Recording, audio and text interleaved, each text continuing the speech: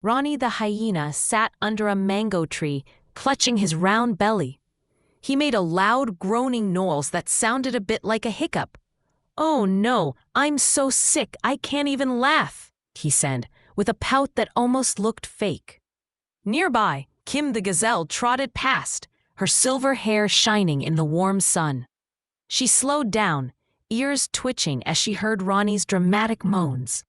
The tree's shade fell across both of them, but Ronny made sure to look extra pale, even crossing his eyes for effect. Kim stopped and tilted her head, her tail flicking gently. "You look awful, Ronny," she said, trying not to laugh at his exaggerated frown. Ronny nodded quickly and gave a giant fake sneeze. A dry leaf flew up into the air and landed right on his nose. He wiggled his nose like it was a bug, making himself look even sillier.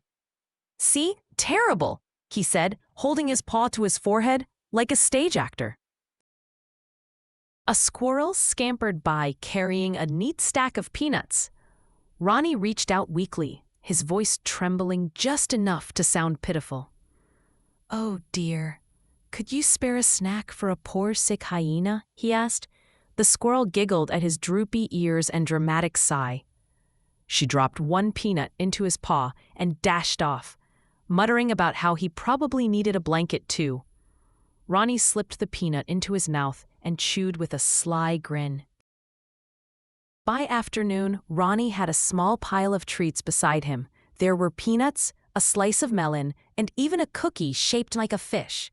When no one was looking, he munched happily, licking his lips like a cat at dinner. "Best sick day ever," he whispered, patting his belly. Kim walked past again and raised one eyebrow. She didn't say anything, but her eyes followed the way Ronny hid crumbs under his paw. The next morning, Kim found Ronny under the same mango tree. This time he wore a blanket draped over his shoulders like a superhero cape. He shivered in an oddly rhythmic way. Kim tilted her head. She thought, "That shiver looks more like a wiggle dance." Ronny sniffled loudly, then peeked to see if anyone was watching. His golden hair stuck out from under the blanket, making him look like a very cozy lion. Kim decided to follow Ronny after the other animals left. She crept quietly behind the bushes, her silver hair brushing against the leaves. She watched as Ronny leapt up like a spring.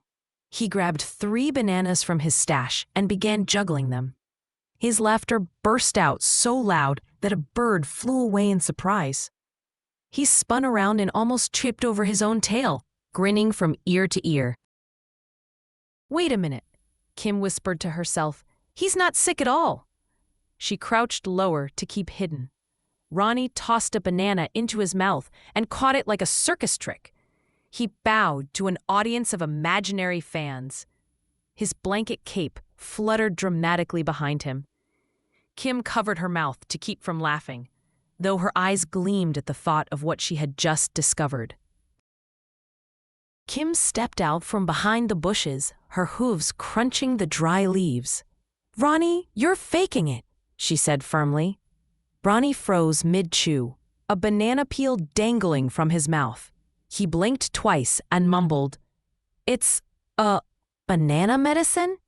The words came out mushy, and the peel slipped onto the ground. Kim crossed her arms, her silver hair swaying as she shook her head. Kim walked into the clearing where several animals were gathered. She lifted her voice so everyone could hear. "Ronny is just pretending to be sick so you'll feed him." The squirrel gasped so hard that her peanuts tumbled out of her paws. A few birds stopped preening to stare.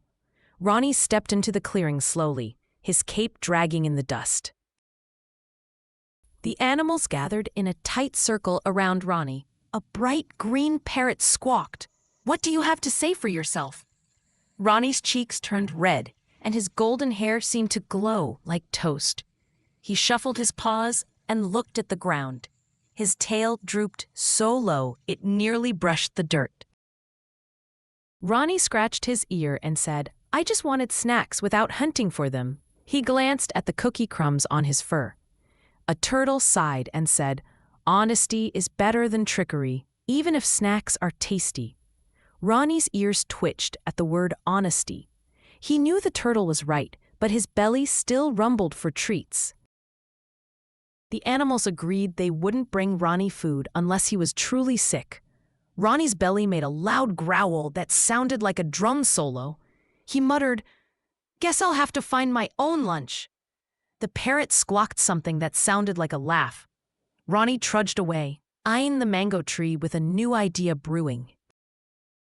A week later, Ronnie returned with a big basket of mangoes he had gathered himself. He walked up to Kim and held one out. "This time, no pretending," he said, with a sheepish grin. Kim laughed and replied, "Good, I don't like banana medicine anyway." They both chuckled, and Ronnie's tail wagged with real cheer. Ronnie sat with his friends under the mango tree, sharing real snacks. The squirrel nibbled a peanut, the turtle munched lettuce, and the parrot pecked at mango slices. Ronnie felt warm inside and said, "Being honest tastes better than any trick."